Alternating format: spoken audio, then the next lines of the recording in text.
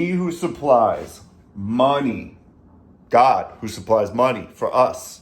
He who supplies money to the sower, to the giver, us, and bread for food will supply and multiply your money. Kings, whatever I'm about to say right now, I'm saying to myself as well as you guys. I'm challenging myself. I'm actually, as I was planning on going to the book of James this morning. One flip to this page in 2 Corinthians, just kind of started skimming it. I'm like, that's it right there. When I was considering, is this the message for the Kings today? The first thing I thought of was, you're not living up to this. The second thing I thought of was, maybe if you share it with somebody else, you guys, maybe that will change. Here we go. 2 Corinthians 9. This started out, when I first read the verse, I'm like, this will be super encouraging for everybody. And it is, not in the way that I was thinking at first. 2 Corinthians 9, Paul's talking, let me just see for context. He's talking about taking up a collection of money to support the church in Macedonia, I believe. He's talking to the Corinthians about this.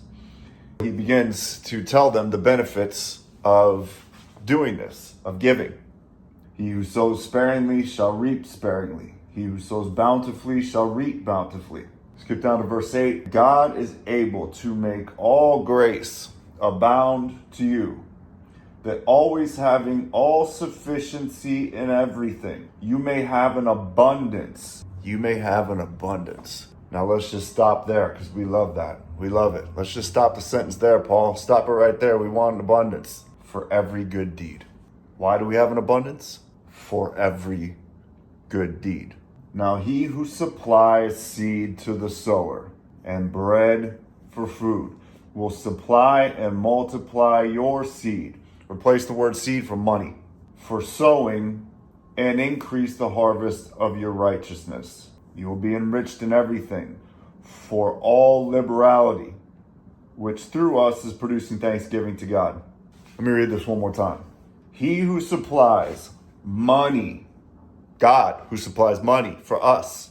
He who supplies money to the sower, to the giver, us, and bread for food will supply and multiply your money for giving. He will supply the money that we need. For what? To get more nice cars, to get a bigger house, to pay our bills. No, for giving. And he will increase the harvest of what?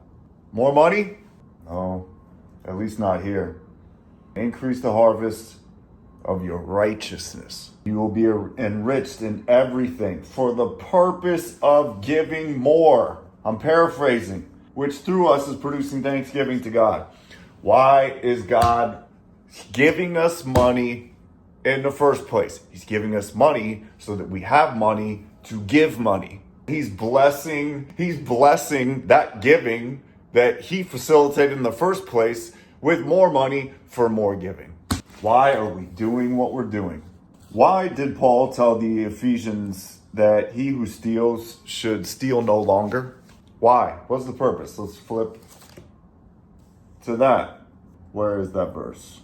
No, that's James. Let him who steals steal no longer. Rather let him labor, performing with his own hands what is good, in order that he may have something to spend on his Lamborghinis, on his vision board. No. In order that he may be able to provide a good life for his family. Define good life. In order that he may have something to share with him who has need. Why is he telling people to essentially do good? In order that they may have something to share with him who has need. Why do we really want money? Hopefully it's not what James says here in James 5. He's talking to the rich in the world. One thing you should know about all the very scary verses about the dangers of being rich in this world is that the rich typically in the New Testament, so the rich were not like the rich of today. There was no middle class. in biblical times. There was the rich and the poor. Think about the movie Aladdin. It was more like that than not. There was zero opportunity for the poor to become rich. The rich were born into it. In biblical times, they were like 99% of them were evil. Most of them were not good people. They were oppressors. Come now, you rich, weep and howl for your miseries which are coming upon you. Your riches have rotted, your garments have become moth-eaten. Let's skip down here. You have lived luxuriously on the earth and lived a life of pleasure. You have fattened your hearts in a day of slaughter. This verse doesn't, this section of scripture doesn't really apply to us all that much because, again, the rich in biblical times are very, very different than the rich of today. However, this principle still applies. You have lived luxuriously on the earth. The word luxuriously, if you look that up in the Greek, it has more to do with pleasure than anything. It has more to do with pleasure than taking nice trips and sitting by the pool and drinking and whatever. Why do we want a life of luxury? We want a life of luxury for the sake of pleasure. There seems to be an inherent danger in living for pleasure. Why are we doing what we're doing? God have mercy on us and change the motivations of our heart. I pray the Comeback Kings would be a community of givers. That's a tough pill to swallow.